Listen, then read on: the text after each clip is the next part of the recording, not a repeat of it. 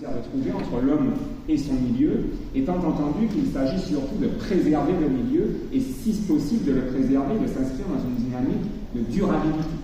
Donc, s'il fallait, si vous voulez, retenir 2 pictogrammes pour synthétiser cette notion de transition écologique, ce seraient les deux petites photos qui figurent en dessous. C'est le passage, si vous voulez, de la 4L à un véhicule beaucoup plus performant et un véhicule qui serait bien évidemment moins polluant. C'est un peu ça, si vous voulez, la transition écologique.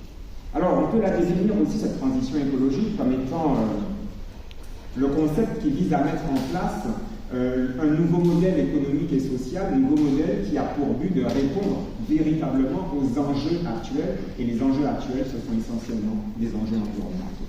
Cette transition écologique, c'est donc une période d'adaptation, c'est un passage, mais une période d'adaptation qui permet donc d'intégrer de nouveaux paradigmes, et au titre de ces paradigmes, de ces nouveaux paradigmes, il y a l'acquisition de nouvelles pratiques énergétiques. Donc on va mettre bien évidemment le focus sur les énergies renouvelables et au détriment, si j'ose dire, des énergies carbonées que sont donc le pétrole, le charbon, le gaz naturel, etc. Alors, beaucoup se posent la question de savoir s'il y a une différence entre transition écologique et transition énergétique. En réalité, ce qu'il faut bien comprendre, c'est que la transition écologique intègre la transition énergétique. Et il faut savoir que cette transition écologique, elle intègre aussi beaucoup d'autres transitions.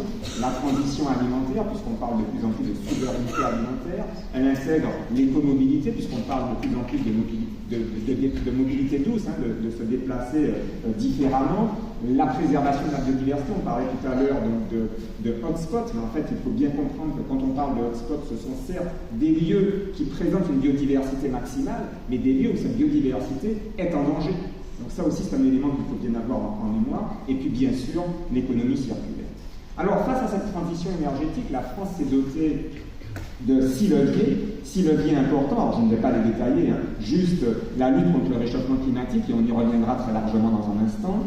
La réduction de la pollution, ça aussi, c'est un élément très, très important. L'amélioration de la santé, on y reviendra aussi.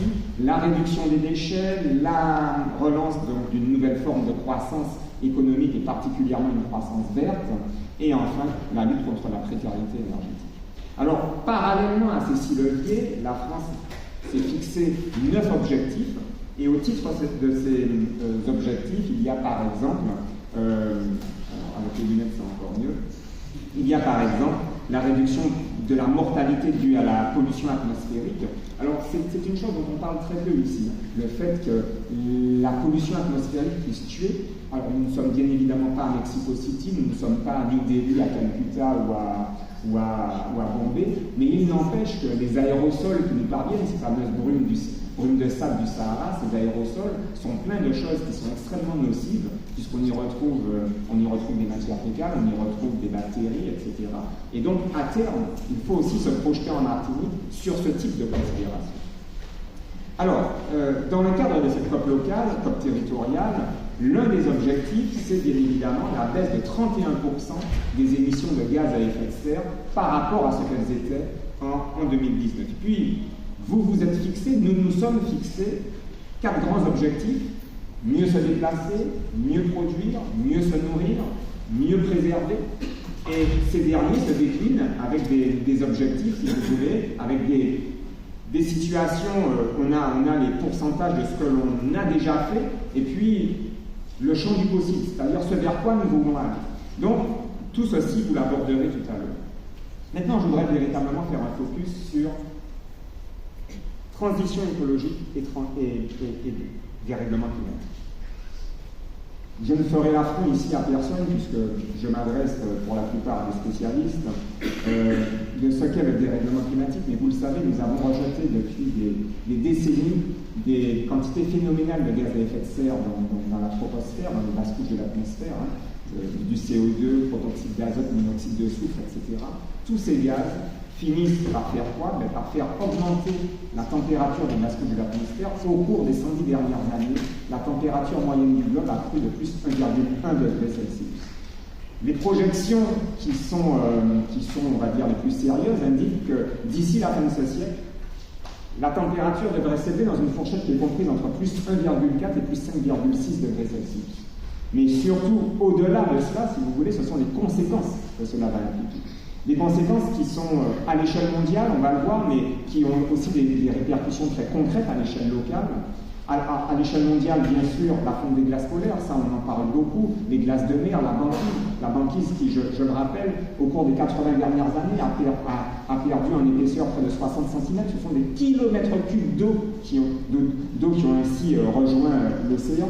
Le recul des glaciers de haute montagne, alors tout le monde va gloser sur le Kilimanjaro qui est en train de fondre, mais personne n'évoque ces landes glaciaires que l'on retrouve dans les Alpes et qui ont quasiment disparu aujourd'hui. L'élargissement des aires de propagation des maladies vectorielles. Quand aujourd'hui on traite le Zika, le chikungunya, la dengue à Bordeaux, à Nantes, ça pose problème, ou en tout cas ça interpelle, sauf à dire que Bordeaux et Nantes sont des régions tropicales. Et enfin, bien évidemment, l'élévation du niveau de la mer, ce qui nous concerne prioritairement dans la mesure où, je rappelle que nous sommes un territoire insulaire, donc un territoire entouré d'eau, et donc cette élévation du niveau de la mer a des incidences sur nous qui sont majeures. Cette élévation à l'échelle mondiale, ces 120 dernières années, elle a été estimée à peu près à plus de 25 cm. Et dans les années à venir, j'ai envie de dire, ce vers quoi nous tendons aujourd'hui, c'est une fourchette qui est comprise entre 26 et 82 cm d'élévation, d'ici la fin sociale. La vraie question qui se pose, c'est est-ce que nous sommes en sursis? Alors avant de répondre à cette question, il s'avère nécessaire de remettre un peu les choses en perspective et de bien prendre conscience si la France et la Martinique ont participé, ont contribué très largement à cette pollution mondiale. Alors la France, si on prend les équivalents CO2, la France, elle participe à peu près à 0,8% de la pollution mondiale. Et la Martinique à 0,004% de la pollution mondiale. Alors on pourrait se dire, ma foi, puisque nous ne participons que très peu à cette pollution, pourquoi tant d'agitation? En fait, ce n'est pas parce que nous ne sommes pas les plus gros pollueurs qu'il ne faut pas agir. Et donc, au titre de ces réflexions et de celles que vous aurez au cours de cette matinée, il y a surtout le fait que les perspectives ne sont guère brillantes, puisque on va dire que les études les plus sérieuses aujourd'hui indiquent que d'ici la fin de ce siècle, dans une perspective pessimiste, la température s'élèvera de plus 4,4 degrés Celsius approximativement, et dans une perspective optimiste, elle se maintiendra à une élévation d'environ plus 1,5, 1,6 degrés Celsius. Donc c'est-à-dire que dans tous les cas, l'élévation de toute façon de la température des basses couches de l'atmosphère impliquera des incidences, et particulièrement des incidences sur les territoires micro-insulaires que nous connaissons, en tout cas et sur lesquels nous vivons. Alors, quelles sont ces incidences? Tout d'abord, une augmentation de la température. Je rappelle qu'il y a à peu près 41 États qui verront leur température augmenter de façon majeure. En termes de pluie, à peu près une vingtaine d'États qui verront leur régime de précipitations fortement augmenter. Et enfin, en termes de sécheresse, environ une douzaine d'États qui vont basculer dans la sécheresse sévère. Alors, si on prend le cas de la Martinique maintenant, parce qu'on fait progressivement ce qu'on appelle des analyses multiscalaires, c'est-à-dire qu'on va faire des descentes d'échelle, à l'échelle de la Martinique, Météo France, dans ses simulations, indique qu'au cours des 50 ou 60 dernières années, la température moyenne de la Martinique a cru de plus 1,47 degrés Celsius. C'est-à-dire qu'en Martinique, la température s'est élevée beaucoup plus qu'à l'échelle mondiale, que la moyenne mondiale. Ça, c'est déjà un élément qu'il faut prendre en considération. Deuxièmement, en termes de précipitation, le régime des pluies n'a pas véritablement changé, quoi qu'on puisse observer ici ou là quelques petites modifications, mais le régime n'a pas véritablement changé. Par contre, en termes de phénomènes paroxysmiques, les ouragans ont vu quand même une évolution de leur dynamique, puisqu'on observe une augmentation du nombre d'ouragans et une augmentation surtout de leur puissance. 2017, Irma et Maria, en 15 jours, 2 ouragans de catégorie 5, et on s'aperçoit que ces ouragans sont de plus en plus volumineux. Des ouragans de 600 km de diamètre n'existent quasiment plus. Irma, c'était 900 km de diamètre, et on s'aperçoit qu'à l'échelle mondiale, par exemple, quand on étudie les typhons en mer de Chine, on s'aperçoit que ces derniers font maintenant 1000, 1200, 1300 km de diamètre. Il y a une accentuation des phénomènes, et chez nous aussi, ces phénomènes ne cessent de prendre de l'ampleur. Et puis enfin, dernier élément, c'est que le niveau de la mer, il s'élève imperceptiblement. Aujourd'hui, en Martinique, le niveau de la mer s'élève de plus 3 mm par an chaque année. Alors, vous me direz 3 mm, ça fait sourire tout le monde, et donc, est-ce qu'il est nécessaire de, comme je le disais tout à l'heure, autant d'agitation pour 3 mm d'élévation? Le problème, c'est que quand vous avez une côte à falaise, une côte subverticale, et que le niveau de la mer s'élève de quelques millimètres, l'incidence, elle est nulle. Quand vous avez une côte subhorizontale, et que le niveau de la mer s'élève ne serait-ce que de quelques millimètres, l'eau pénètre à l'intérieur des terres, et l'intrusion marine devient maximale. Comme on peut le voir sur ce schéma, les marées de tempête, ces élévations anormales du niveau de la mer qui sont liées à le passage des ouragans, ces marées de tempête aujourd'hui, elles atteignent à peine les premières maisons, ou en tout cas les premières habitations, mais d'ici quelques années, elles vont emmoyer de vastes surfaces de notre territoire. Et donc là, je vous propose une petite et très rapide vision de l'impact que cela peut avoir sur un territoire comme celui, par exemple, du Prêcheur. Alors, rapidement, juste vous dire qu'à l'échelle mondiale, aujourd'hui, le niveau de la mer s'élève de plus 2,8 mm. À l'échelle caribéenne, en moyenne, on est à plus 2,9 mm d'élévation du niveau de la mer.